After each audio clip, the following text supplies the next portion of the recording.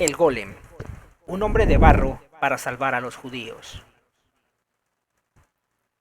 En el siglo XIX, diversos autores recogieron una curiosa historia que se remontaba al tiempo en que el emperador Rodolfo II instaló su corte en la ciudad de Praga.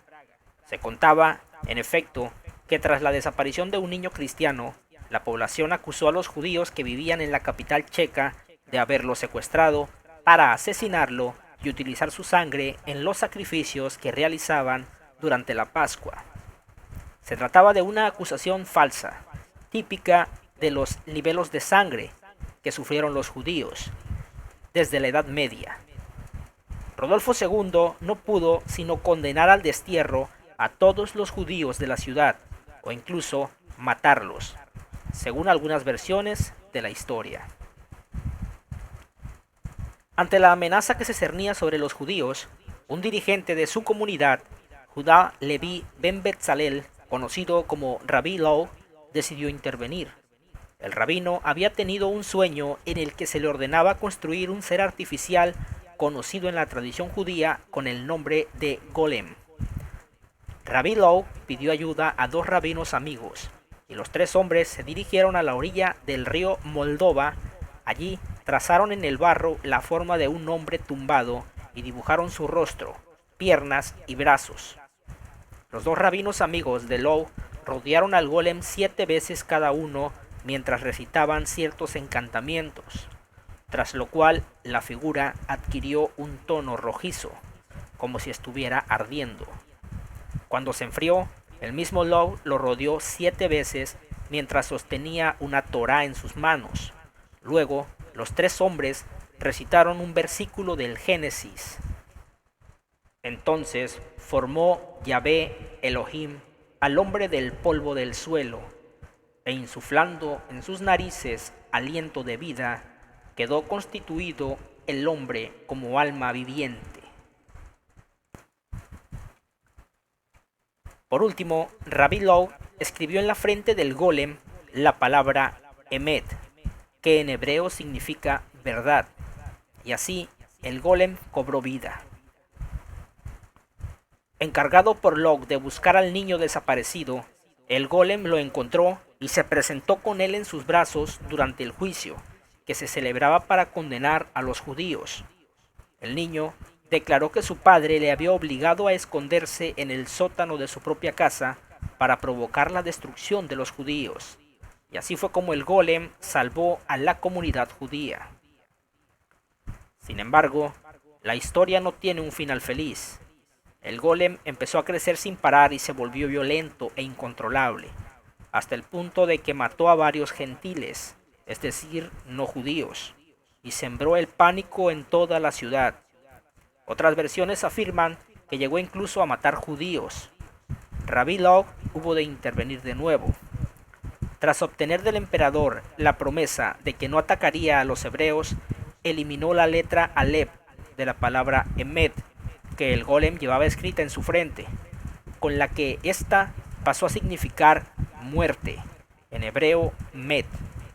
Tras privarlo así de vida, Lau escondió el golem en el ático de la sinagoga vieja nueva de Praga, lo encerró con llave y ordenó que nadie accediera a aquel lugar.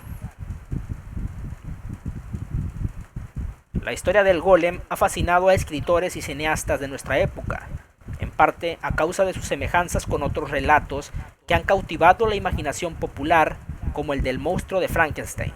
Sin embargo, en el caso del golem, no nos encontramos ante una pura creación novelesca. El motivo está muy enraizado en la tradición religiosa judía.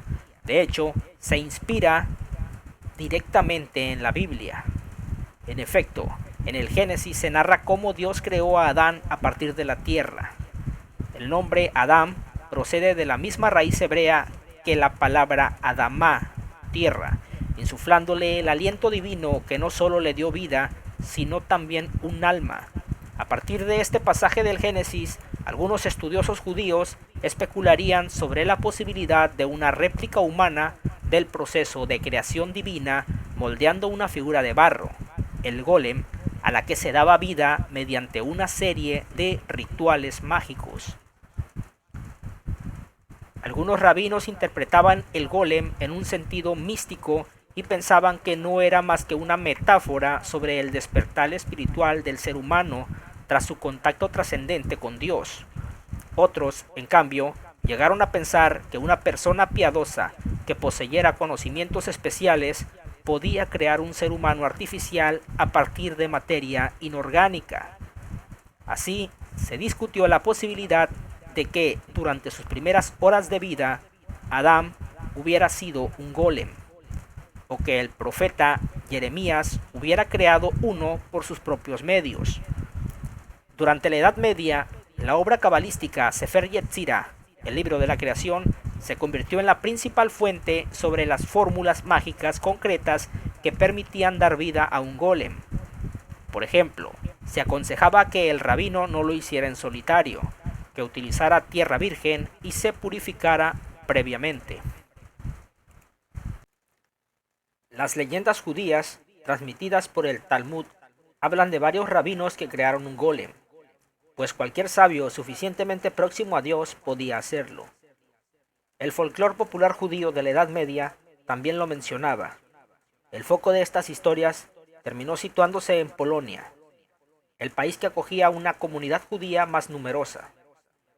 En particular, se destacaba la figura de un estudioso y cabalista polaco del siglo XVI llamado Eliyahu de Chelm, de quien se decía que creó un golem que crecía cada día y llegó a ser más grande que todos los que vivían en su casa. De modo que hubo que matarlo quitándole una letra de la frente. En cambio, ningún testimonio indica que Rabbi Loew, que vivió en Praga hacia la misma época y alcanzó también gran fama y prestigio, se dedicara a crear un golem. La asociación de golem con la ciudad de Praga surgió mucho más tarde, en el siglo XIX. El primero en evocarla fue el austriaco Franz Kluczak, periodista y estudioso del folclore, quien en 1841 publicó una historia sobre el tema en una revista praguense. En 1847, el médico y folclorista judío Leopold Weissel recogió otra versión. El relato más completo lo publicó en 1909 un rabino y juez judío residente en Varsovia, Jules Rosenberg. A él se debe el motivo del secuestro del niño cristiano y la persecución antijudía.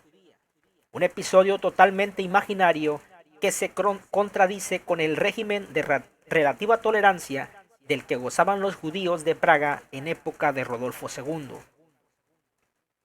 En cualquier caso, el golem sigue vivo en la conciencia popular judía como metáfora de la soberbia del ser humano, que pretende hacer lo que le está vedado.